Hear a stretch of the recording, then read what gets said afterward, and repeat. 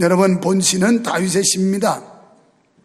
그 어떤 시보다도 영감이 넘치고 문학성이 뛰어난 그런 시기도 합니다. 시는 감사와 기쁨의 분위기 속에서 하나님께 찬양할 것을 노래하고 있어요. 다윗은 먼저 자기 영혼 곧 자신 속에 있는 모든 것들을 불러 여호와를 송축하라 이렇게 외치고 있습니다. 우리가 하나님께 예배할 때 우리의 찬양이 우리의 영혼이 우리의 영으로 드리는 찬양이 돼야 하나님 앞에 이 찬양이 상달될 줄 믿습니다. 건성으로 드리는 그런 예배가 아니고 건성으로 부르는 노래가 아니고 찬양이 돼야 됩니다. 거룩하신 하나님을 성으로 송축하며 하나님의 그 은혜를 생각하고 하나님의 은덕을 생각하여 기쁨과 감사를 담아 우리의 영혼으로, 그래서 다윗은 말하기를 나의 영혼아 여호와를 찬양하라 그랬습니다. 여러분이 찬양을 드릴 때 영혼으로 드리기를 축원합니다. 그래서 하나님이 받으심직한 찬양, 마지못해 순서의 입각에서 한번 불려지는 그런 찬양이 아닌 나의 깊은 영혼 속에서 솟구쳐 오르는 이런 찬양을 부를 때 하나님께 영광이 되고 내게 은혜가 되고 우리 모두에게 축복이 될 줄 믿습니다. 그러면서 시의 끝부분에서 보면 모든 천군과 천사 만물아 다 여호와를 찬양하라 이렇게 권면하고 있습니다. 다윗은 우리에게 여호와를 송축해야 할 이유를 설명하고 있는데 1절 5절에 보면 개인에게 베푸신 은혜를 송축하라 그랬어요.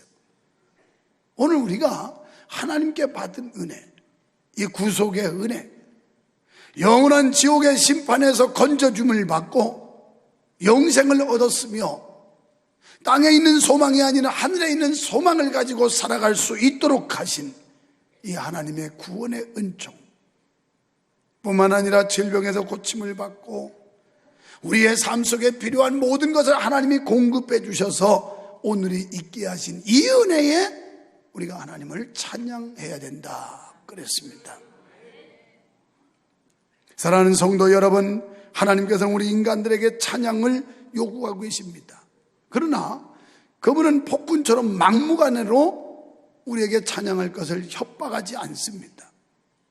마땅히 우리가 하나님의 은혜, 하나님의 사랑, 하나님의 축복을 생각해 보니 찬양할 일이 얼마나 많은지 모릅니다.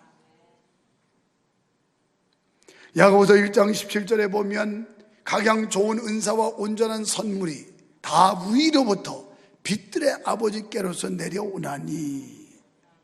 할렐루야. 오늘 우리가 건재할 수 있는 것도 또 우리의 삶이 있는 것도 다 하나님께로부터 받은 축복이라는 겁니다. 여기 이렇게 나와서 우리들이 예배하는 이 모든 행위도 하나님의 은혜인 줄 믿어지시면 아멘 합시다. 어느 것 하나 하나님과 관계없는 것이 없다라는 거예요. 우리가 조금만 관심 있게 살펴보면 하나님께 받은 은혜가 얼마나 큰지 쉽게 알 수가 있습니다. 2절에서 보면 영원한 여호와를 송축하며 그의 모든 은택을 잊지 말아라. 하나님의 은혜를 잊지 말라는 거예요. 하나님이 우리에게 주신 이 구원의 은혜와 삶의 안정과 평안, 모든 삶의 기쁨과 소망을 주신 이런 은혜들, 이런 걸 잊지 말라는 거예요. 어떻게 보면 오늘 우리가 건강하니까 여기 나왔고, 아니 육체가 병들었을지라도 나올 수 있는 기력이 있으니까 나왔지, 이거 안 되면 여기 나올 수 있겠어요? 그리고 많은 시련과 역경, 우리를 가로막는 많은 대적들과 맞서 싸워서 승리했으니까 여기 오지, 그렇지 않으면 나올 수가 없는 거예요. 이런 용기와 믿음을 주시고 아름다운 환경을 주신 하나님의 은혜를 생각하면 우리는 참 감사할 일이 많이 있는데, 이런 걸 찾지 않으니까 감사보다는 불평, 기쁨보다는 슬픔, 소망보다는 낭망, 절망, 심지어는 절망까지 하죠. 그래서 이렇게 깊이 빠진 사람들은 인생을 자포자기하게 되고 삶을 포기하게 되는 경우까지 오게 되는 겁니다. 신명기 6장 12절에 보면 너는 조심하여 너를 애굽 땅 종되었던 집에서 인도하여 내신 여호와를 잊지 말라. 여호와를 잊어버릴까 조심하라는 거예요. 다시 말하면 하나님의 은혜를 잊어버릴까 조심하라는 거예요. 우리가 자칫 바쁜 세상에서 관심 없이 살다 보면 하나님이 우리에게 베풀어 주신 이 은혜에 대해서 잊어버리고 살 때가 참 많아요. 어떤 면에서 우리가 이 정기적으로 예배를 하는 행위 자체가 잊어버렸던 그 하나님의 은혜를 다시 되살리고 되찾고 되새김질하며 하나님께 감사할 수 있는 동기를 유발한다고 하면 이 예배야말로 절대적으로 필요하고 마땅히 우리는 예배를 참여해야 되고, 그리고 강단에서 선포되는 하나님의 말씀에 귀를 기울이고 은혜를 사모해야 될 줄 믿습니다. 옛말에 은혜는 물에 새기고 원수는 돌에 새긴다는 말이 있어요. 그래서 은혜 받은 건 물에 새겨서 다 없어져요. 금방 없어져 버려요. 그리고 원수는 돌에 새기는 겁니다. 기분 나쁜 거, 안 좋은 감정, 이런 건 아주 돌에 새겨서 오래도록 잊어버리지를 않아요. 반대로 돼야 돼요. 은혜는 돌에 새겨서 하나님의 은혜를 잊지 말고, 다른 사람과 갈등했던 거, 미워했던 거, 이런 거, 원수 맺었던 거, 이런 건 물에 새겨서 빨리 지워버려야 되는데 우리는 반대로 하고 있다 이 말이에요. 여러분, 하나님의 은혜를 잊지 말고 기억하는 여러분 되기를 축원합니다. 옆 사람 보고 감사합시다. 기뻐합시다. 감사하며 기뻐하며 하나님의 은혜 생각하며 참 감사해요. 사실 제가 2부 설교할 때까지는 진짜 힘들었어요. 그래도 3부 사람들 보니까 표정들이 좀 밝아가지고 힘내. 은혜가 좀 되네. 아주. 야, 사람이 영적으로 힘들면요 육체도 힘이 빠져. 우리 딸하고 손녀하고 와서 내 아내하고 방에 있는데 그랬어요. 야, 힘이 쭉 빠진다. 그랬어요. 힘이 쭉 빠져. 설교하기가 싫을 정도로. 그럴 때도 있어요, 목사도. 여러분이 밥해서 가족들 건강을 챙기지만 늘 뭐 밥하는 게 재밌습니까? 어떤 때는 하기 싫잖아요. 그냥 할 수 없어서 하는 거지. 힘들 때도 있을 거예요. 내 팔자 이거 언제 이거 소두방 뚜껑 면 하나. 요새는 뭐 소두방 뚜껑 운전수도 안 해요. 그냥 쿠쿠밥솥이나 뭐 마마밥솥이나 거기다가 쌀 씻어서 대충 집어넣고 그냥 누르면 되는 건데 뭐 힘도 안 드는데도 그것도 귀찮아. 왜? 기쁨이 없을 때. 그렇지만 해야 되잖아요. 목사가 2부까지 해놓고 난 3부 설교하기 싫어요. 안 할 거예요. 이럴 수는 없잖아요. 그러나 하나님이 또 힘을 주셔요. 또 힘을 주셔요. 우리는 하나님께 받은 좋은 것들은 쉽게 잊어버립니다. 안 좋은 것들만 생각하면서 원망 불평하고 있지는 않습니까? 여러분, 하나님께서는 우리를 죄와 사망에서 건져주셨어요. 지옥에서 우리를 끄집어내 주셨어요. 그런데 이 죄는 크든지 작든지 사망입니다. 이거 뭐 이 조그만 죄인데 무슨, 아니에요. 조그마한 자갈돌도 물에 던지면 가라앉고요, 이거만한 바위돌도 물에 던지면 가라앉습니다. 똑같이 다 가라앉아요. 죄라고 하는 게 그런 거예요. 그래서 야고보서 1장 15절에 보면 욕심이 잉태하면 죄를 낳고, 죄가 자꾸 장성한다는 거예요. 죄가 장성하면 사망을 낳느니라. 이 죄는 자라는 그런 속성이 있어요.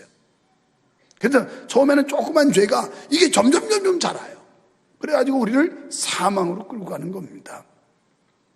그런데 우리 주님께서 고난과 십자가의 보혈로서 우리의 모든 죄를 용서해 주시고 사망에서 생명으로 옮겨주셨어요.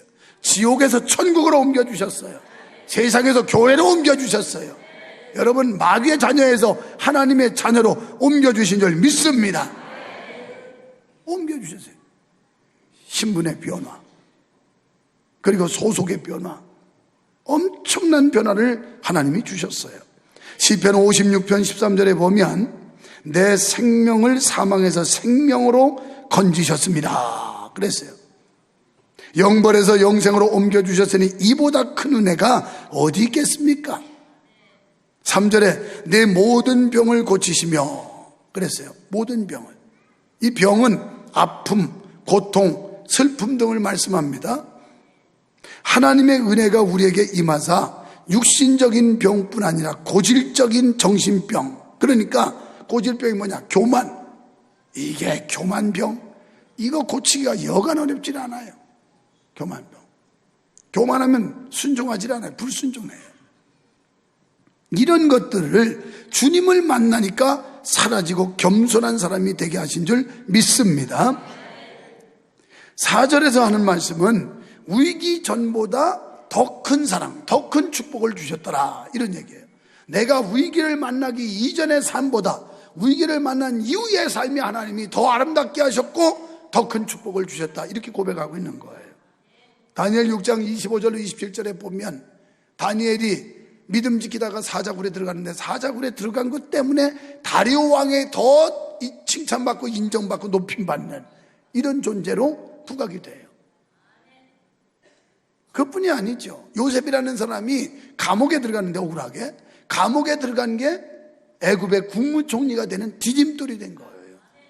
그러니까 여러분 우리가 그 과정 속에 힘든 이런 상황 때문에 낙담하거나 절망할 게 아니고 이렇게 다윗이 고백한 것처럼 위기 이전의 삶보다 위기 이후의 삶을 하나님이 더 복되게 해주더라 이걸 믿는다면 우리는 어떤 경우에도 포기하지 않게 될 줄 믿습니다. 그래서 그걸 고백하는 거예요. 다윗이 경험한 하나님은 내가 위기를 만난 이전보다 위기를 통과한 이후에 더 큰 은혜와 복을 받았다 이렇게 말해요. 5절에 좋은 것으로 만족해 주신다 그랬어요. 2016년 하나님께서 지금도 좋은 것으로 주셨지만 앞으로 더 많은 좋은 것들을 주실 줄 믿습니다. 여기다 보니까 그렇게 어려운 중에도 이렇게 다 냈어요. 베트남의 성전 건축원금. 우리 집사님들이 믿음으로 하면 하나님이 복 주실 줄 믿습니다. 믿음으로 하는 거예요. 지금 믿음은 바라는 것들이 실상이에요. 보지 못하는 게 증거예요. 지금 멀리 이루어져서 하는 게 아니라 이루어질 줄 믿고 행하면 되는 거예요. 네가 낫기를 원하느냐? 예, 그렇습니다. 네 자리를 들고 걸어가라 그랬어요. 아이고 주님 손이라도 잡아줘요. 내가 지금 38년 동안 이 사지가 오그라들어가지고 이렇게 굳어있는 사람인데 어떻게 이 자리를 들고 걸어가냐고요. 뭔 세상에 예수님이 그렇게 정머리가 없어가지고 되겠냐고 이러고 앉아가지고 타령만 했으면 그 사람은 38년 아니라 죽을 때까지 중풍병으로 그냥 있다가 죽었어. 네가 낫기를 원하느냐? 아멘. 낫기를 원합니다. 내 자리를 들고 오라라. 알았습니다. 이렇게 믿음으로 움직이다 보니까 자기도 모르게 기적이 일어난 거예요. 이게 이상하다. 나 38년 동안 몸도 이거 못 가는데 이게 되네. 그래가지고 주워 들고 가다 보니까 다 났어. 이게 믿음이에요. 이게 믿음이에요.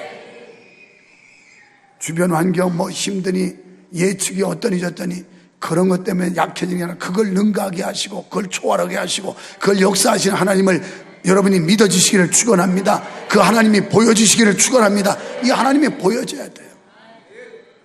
그럴 때 막 두 주먹에 힘이 꽉 쥐어지는 거예요. 주여 믿습니다. 할렐루야. 이게 안 되는 사람은 어깨는 처지고 눈은 바짝 뜨는 게 아니라 내려깔고 고개는 15도로 기울어지고 이렇게 되는 거야.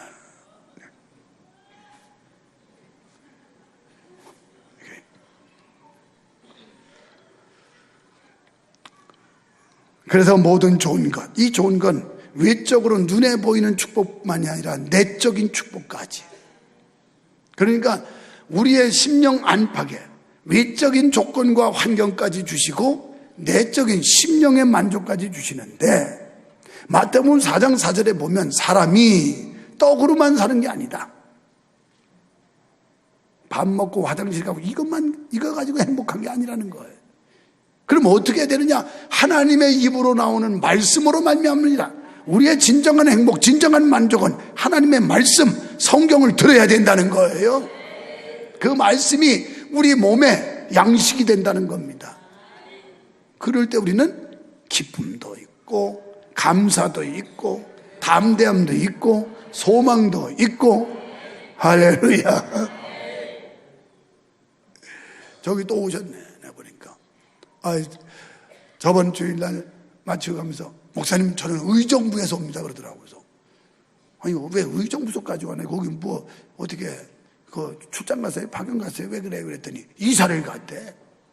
그래서 난 또 위로해 주려고 1시간이면 오죠? 그랬더니 1시간 반 걸립니다 그러더라고.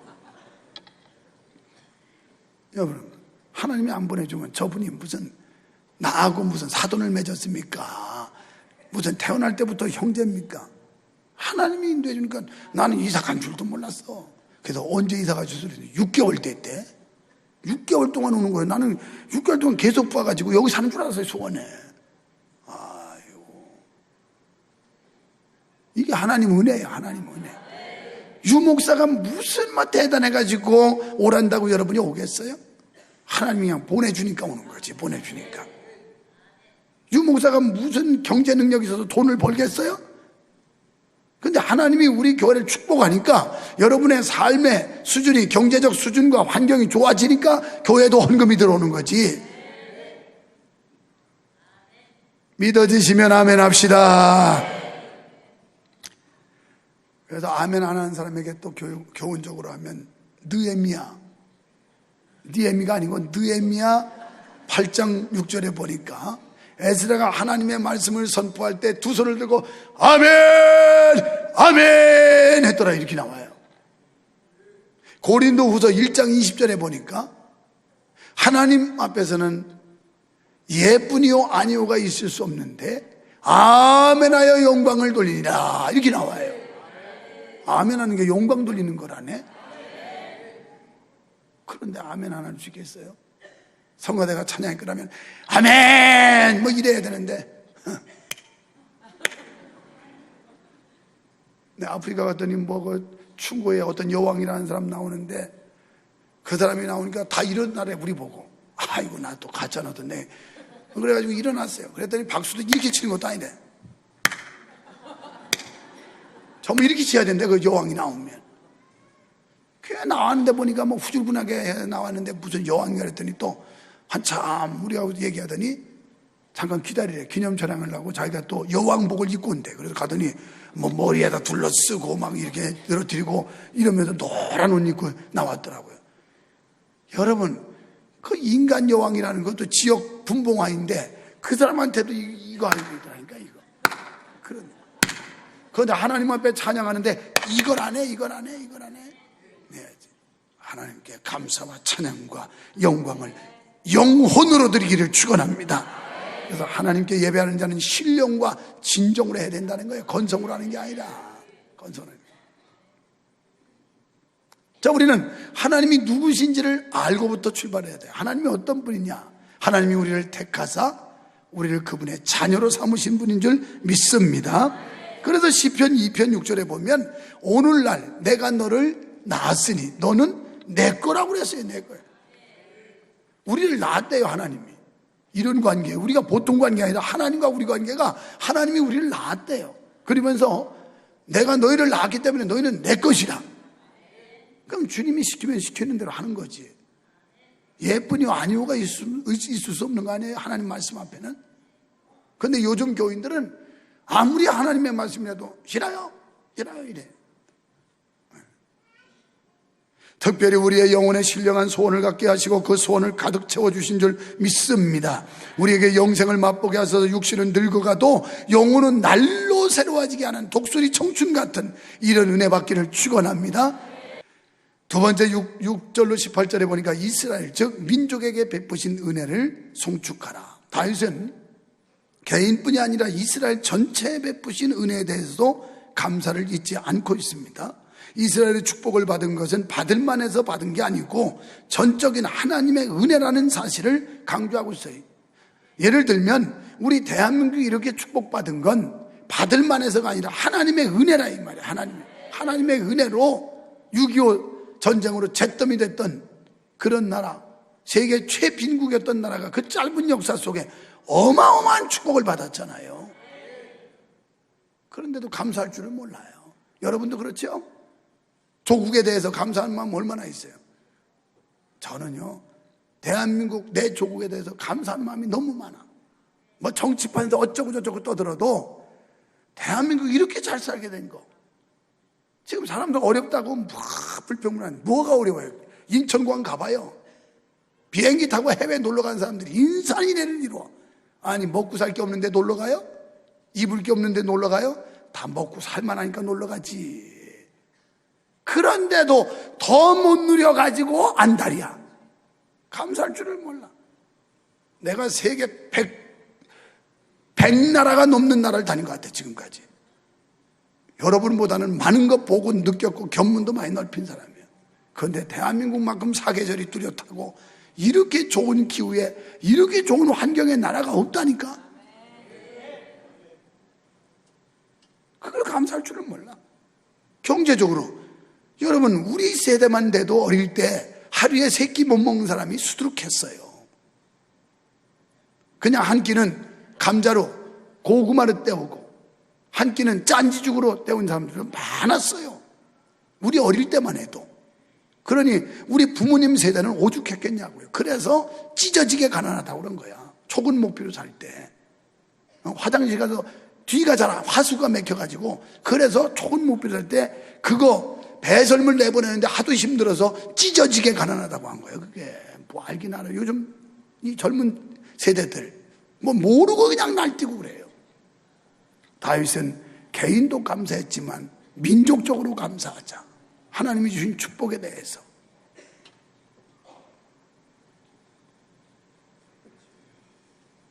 식당에도 가보면 그냥 냉겨서 버리는 음식이 얼마나 많은지 몰라. 저는 내 돈 내고 먹을지라도 반찬이 거반 떨어졌으면 남은 반찬 가지고 먹으려고 노력하는 사람이에요. 됐습니다. 이거 가지고 먹겠습니다. 뭐 필요한 거 있으면 말씀하세요. 아니요, 이거 다 남으면 버리는 건데 이거 충분합니다. 남의 식당 가서 난 그리 사는 사람이요. 이게 애국자지. 내 돈 주고 내가 먹는 데까지 막 갖다 놓고 그냥 쓰레기로 버리면 되지. 그게 무슨 애국자예요. 그래서 우리는 민족적으로 감사라고 지금 다윗은 말하고 있어요. 6절에서 또 억압하는 자를 판단, 그러니까 변호하신다는 겁니다. 다윗은 평민 시절부터 억울함을 많이 당한 사람이에요. 모함도 받고 생명의 위협도 받고. 그래서 그는 사람들에게 하소연해봤자 소용없고 하나님께 이 사실을 알리는 게 해결책이라고 믿어서 하나님께 호소했던 거예요. 하나님께. 우리 인간관계에서 사회적 환경 여러 가지 면에서 문제가 많지만 우리가 기도하는 건 하나님께 기도해야 해결될 줄로 믿습니다. 8절로 9절에서 인자가 풍부하신 하나님, 인간용어로 말하면 하나님은 인정이 많으시다는 거예요. 그리고 우리를 측은히 여기신다, 불쌍히 여긴다는 거예요. 인정 많으신 분. 조건이나 자격을 갖추지 못한 인간들, 죄인들을 자신의 사랑과 희생으로 채우사 풍성히 주시는 분인 줄 믿습니다. 또 그분은 노하기를 더디하시는 분이에요. 하나님은 우리를 오래 참고 기다려 주십니다. 인간으로서는 한계가 있지만 하나님의 기다림은 한계가 없어요. 그래서 요나서 4장에 보면 니느웨 도성이 아주 그냥 사악하고 죄를 많이 보면서 거기를 심판하겠다고 선언해버려요, 하나님이. 그런데 요나의 전도를 받고 이 사람들이 회개를 해요. 그러니까 하나님께서 심판하기로 했던 거 다 취소하고 그들을 다시 회복시키는 하나님. 우리가 잘못했어도 주님 앞에 아이고 잘못했어요, 하나님 제가 부족했어요, 잘할게요 이러면 하나님은 또 용서하시는 분이야. 얼마나 70번씩 7번이라도. 그러니까 오늘 여기가 우리가 나올 수 있지. 그렇지 않다면 하나님이 그냥 죄 지는 대로 즉절 심판했으면 다 죽었어요. 다 죽었어요. 저도 여기 못 섰고 여러분도 여기 앉아 있을 수가 없어요. 이런 자비와 긍휼, 사랑이 많으신 하나님의 은혜로 말미암아 오늘 존재하는 줄 믿습니다. 11절로 12절 말씀에 하나님의 용서가 무한하다는 걸 말씀하고 있어요. 이제 빨리 건너뛰어야 되겠다. 그 다음에 세 번째로 19절로 22절에 보니까 천군 천사와 함께 하나님을 송축하자 그럽니다. 다윗의 감사가 지금 절정으로 올라갑니다. 풀과 같고 들의 꽃 같은 인생에게 영원까지 인자를 베푸신 것은 하나님의 인자 때문이다 라고 말씀합니다. 그래서 피조물 중에 가장 뛰어난 천군 천사를 불러서 함께 하나님을 찬송하자. 여러분, 우리의 생활 자체가 감사와 찬송이 되어야 할 줄 믿습니다. 여기 예배당 와서 지금만 찬송 한 곡 두고 서너 곡 부르고 가는 게 아니고 우리의 삶 속에서 그 삶 자체가 찬송이 돼야 되고 감사가 될 줄 믿습니다. 여러분, 우리가 예수를 믿고 영생에 이르게 되면 하나님은 자신을 왕이라고 고백하게 됩니다. 하나님은 우주 만물을 통치하시는 만왕의 왕이신 줄 믿습니다. 그리고 그 권세 앞에 우리는 찬양을 해야 돼요. 지존하신 하나님, 존엄하신 하나님, 이분을 찬양하는 거예요. 이 은혜에 깊이 빠진 성도는 자신뿐 아니라 이웃에게도 하나님을 찬양하자고 얘기해야 된다는 거예요. 이게 뭐냐면 현대적 용어로 말하면 전도해야 된다는 거예요. 내 개인도 하나님께 감사하고 민족적으로도 감사하지만 믿지 않는 사람들로 하여금 함께 하나님을 찬양하자고 전해야 된다는 거예요. 이게 전도입니다. 사랑하는 성도 여러분, 인생이 죄를 안고 사는 한 영원히 불행해질 수밖에 없습니다. 그렇다고 인생이 스스로의 그 죄의 문제를 해결할 수 있는 건 없습니다. 그런데 이런 절망적 상황에서 구원 얻을 수 있는 유일한 방법이 있어요. 그건 오직 인생을 불쌍히 여기사 자비와 긍휼을 베풀어 주시는 하나님께 나오는 겁니다. 자비와 긍휼과 은총을 베풀어 주시는 하나님께 나와 그분을 찬양하는 여러분 되기를 축원합니다.